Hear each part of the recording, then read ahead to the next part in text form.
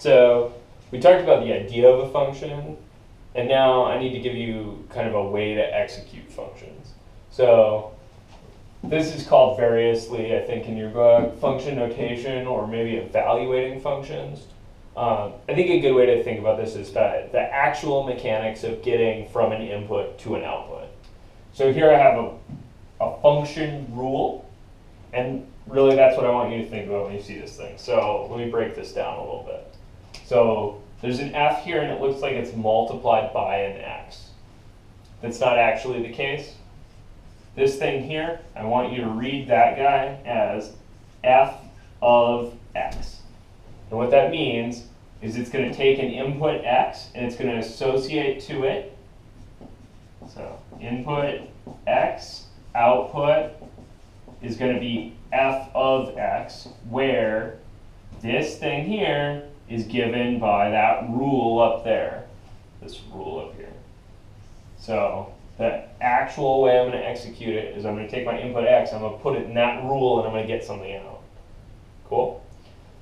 This thing, another way you can think about this, is this f is the rule's name, and the x is the input's name. Cool?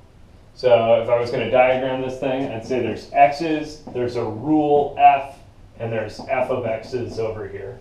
And I'll often do this thing where I kind of blob these guys. And what I mean is this is all the inputs over here going to all the outputs over here. Sometimes, instead of writing f here, I'd write that rule. That's 3x plus 2 there. Cool? So context driven, right? Sometimes I'm going to call the rule by its name. Sometimes I'm just going to write down the rule's execution there. And that will be enough. I'll just, kind of name it the 3x plus 2 rule. Cool? All right, so let me give you some examples. Here's another way we can think about this. I'm going to build a little input-output table. So these are going to be the inputs, right? The x's, the f of x's are the outputs. So let me just take some inputs. I would like you guys to think about your 5 favorite inputs being -2, -1, 0, 1, and 2. Sometimes, most of the time, these will all be fine. Later, when we get to more complicated things, some of these might not fit. You might have to scratch them out the table. But for right now, they'll all fit. It'll be fine. So I'm going to start with 0 because that's the easy one. So I want to think about how do I put 0 into that rule. So I'm going to think about, okay, if 0 is going to be x, I'm looking for f of 0. You see that? That's executing the rule f on the item 0. And I'm going to wonder where that goes.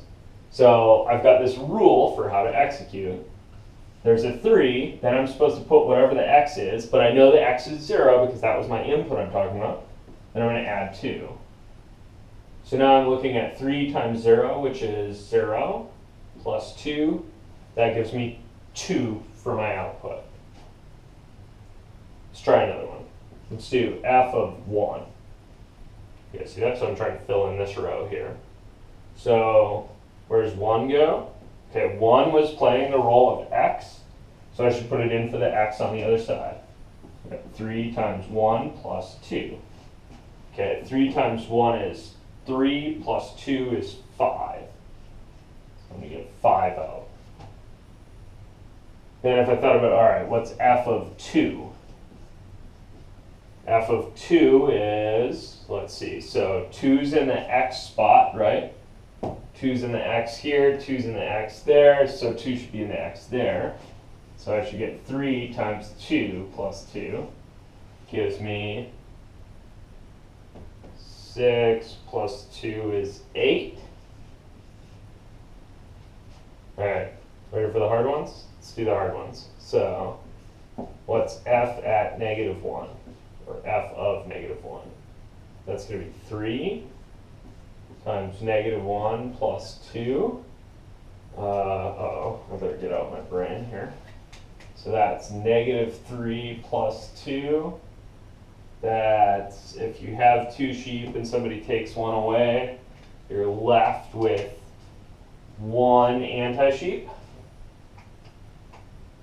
And then if I do f of negative 2,